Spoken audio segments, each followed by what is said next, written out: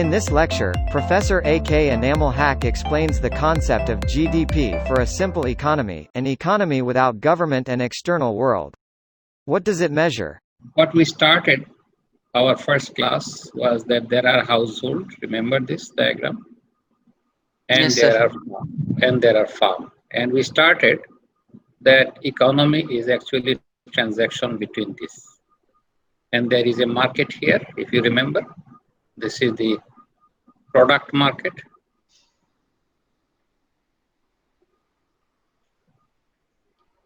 And here is another market, which is factor market. So we discussed that there are two types of market, product market and factor market. And we said that the household, what they do, they earn income by selling their ownership right, and they own factors of production. What are the factors of production? Land, labor, capital, entrepreneurship. I'm reviewing. HR plus. So yes, HR plus. So this was known as natural resource. This one known as human resource. This one is known as produced resource. And this one I always HR plus. So that's what it says. So they sell their rights. And once they sell their rights, they give money, and which becomes income. So income has four sources: wages, rent, interest, and profit or loss. So these are the four sources of income. So that's the income.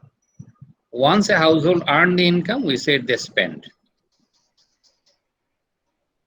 So what they spend on commodity, what they consume.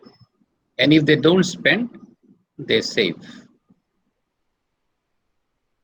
And if they save, farm, go there and buy products which are known as investment. So now I'm going into this idea. So what we did not do, now we're saying, let us look into the economy a little bit differently. Let me do it again.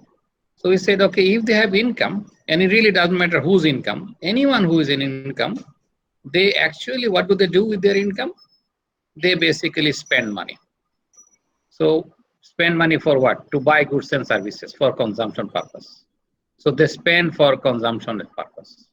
One of the reason, what do they earn? Once they earn their income, they have a purpose, and their purpose is consumption. If there is a surplus, they save. So either they save money or they consume money. Is there anything else they can do with the money? In order to invest, you have to be entrepreneur, right? These people technically do not invest. If you take a hat of an entrepreneur, you invest. But in investment, a lot of time you don't have enough money in your pocket. So what you do, you collect savings of all the people. So these people save money. And then you said, okay, I can collect savings from these people, and I can borrow money from the banks and invest. Now it could be banks. It may not be bank. It could be someone has money. Maybe someone has extra money. So we collect them. Banking is a modern solution. So banks are a modern solution. Before banks, it was Mahajans. Remember, what was the Mahajans' job? Same thing. They were collecting money, surplus money from someone else, and they were giving money to the investors who needed money. Some people also earn or borrow money for consumption purposes. That is also possible. So what we now realize in a macroeconomy, in order to go to the market, there is what is called financial intermediaries. So if you now realize that in a macroeconomy, there are financial intermediaries, and this could be bank. We have other financial institutions like leasing company, like microfinance institutions, like cooperatives, as well as individuals. You can give money to your friends.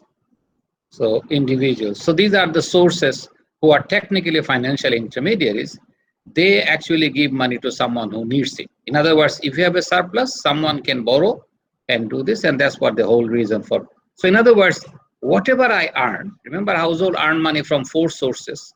Whatever they earn, eventually they only do 2 things, either consume or savings. So I realize that my earning Y, let's assume that I earn Y.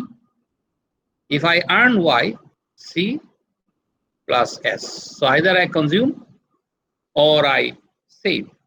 And whatever money I save, eventually it is invested.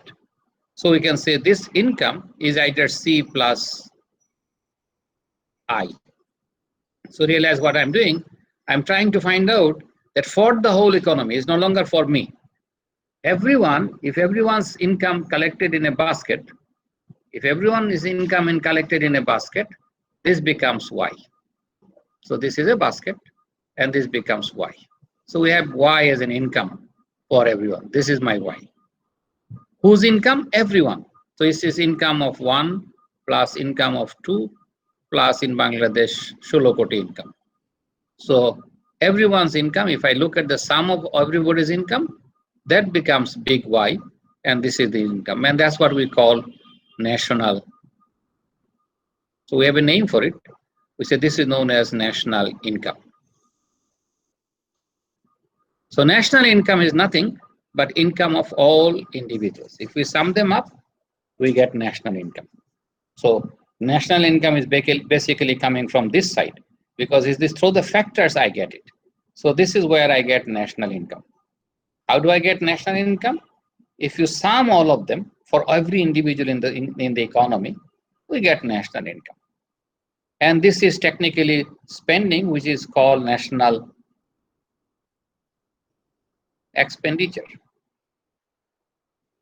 So we have creating that what is the total expenditure in a nation, and we are saying expenditure is either you consume or you invest. They're the 2 expenditure.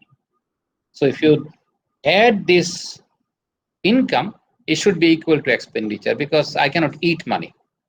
So eventually money is, so if I now look into this equation, if C plus S is equal to C plus I, we can cancel C and we can say this means S equal to I. Please subscribe to this channel to receive updates on new videos.